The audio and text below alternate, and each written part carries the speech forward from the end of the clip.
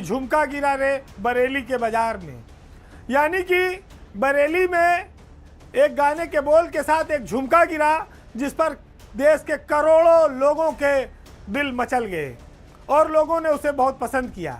लेकिन इस बार बरेली में एक छापा पड़ा है और खलबली उत्तर प्रदेश की ब्यूरोक्रेसी में मच गई है।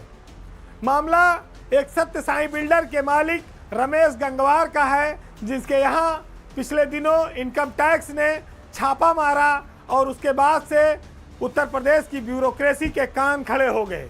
अफसर बेचैन हैं कि आखिर उस छापे से क्या निकल रहा है। कई दिनों तक छापा चलता रहा, चर्चा रही कि नकदी निकल रही है, प्रॉपर्टी के कागजात मिल रहे हैं, डायरी बरामद हो रही है।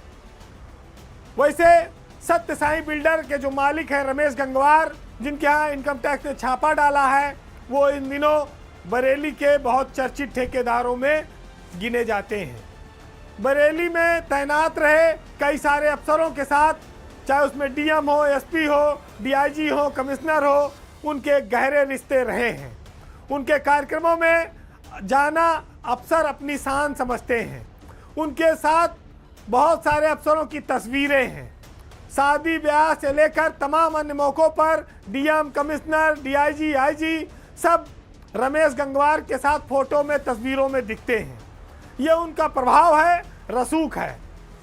लेकिन रमेश गंगवार अचानक से करोड़पति, अरबपति, 500 करोड़, 1000 करोड़ अकूत संपत्ति का मालिक कैसे बन गया, इस पर बहुत सारे किस्से हैं, इस पर बहुत सारी कहानियां हैं। जमीन से आसमान तक पहुंचने की कहानी क्या है? दलेल नगर एक इलाका है जहां से नवाबगंज क्षेत्र में ये रमेश गंगवार आते हैं। 10 साल पहले तक वो एक मामूली से शिक्षा मित्र थे। एक शिक्षा मित्र ने 10 साल में इतनी अकूत संपत्ति बना ली कि वो करोड़ों अरबों का मालिक बन बैठा। इसी दौरान उसने छोटी मोटी ठेकेदारियां शुरू की थी। कुछ अफसरों से उनके संपर्क हुए, खास तौर से बरेली में जो डीएम रहे, और धीरे धीरे वो प्रदेश के नामचीन ठेकेदारों में शुमार होने लगे। बरेली डेवलपमेंट अथॉरिटी यानी कि बरेली विकास प्राधिकरण में उनको कई सौ करोड़ का ठेका मिलता रहा। तो रमेश गंगवार बिजली महकमे का भी एक बहुत चर्चित ठेकेदार रहा। पश्चिमांचल में और मध्यांचल में भी रमेश गंगवार ने बहुत सारे ठेके लिए हैं। रमेश गंगवार को मध्यांचल विद्युत वितरण निगम में सत्य साईं कंस्ट्रक्शन को ब्लैकलिस्ट भी किया गया, 3 साल के लिए किया गया। लेकिन मध्यांचल के उसी एमडी भवानी सिंह खंगारौत ने मात्र 5 महीने में वो ब्लैक लिस्टिंग वापस ले ली। तो ये रमेश गंगवार का प्रभाव है। हालांकि रमेश गंगवार एक बार बहुत पहले उनके ऊपर एक मुकदमा भी दर्ज है जिसमें वो जेल भी गए हैं। बरेली प्राधिकरण में जो उनका साम्राज्य फैला था, जिससे उन्होंने अरबों की संपत्ति खड़ा की, उसकी जांच पड़ताल कई सारे और बिल्डरों से आयकर विभाग कर रहा है।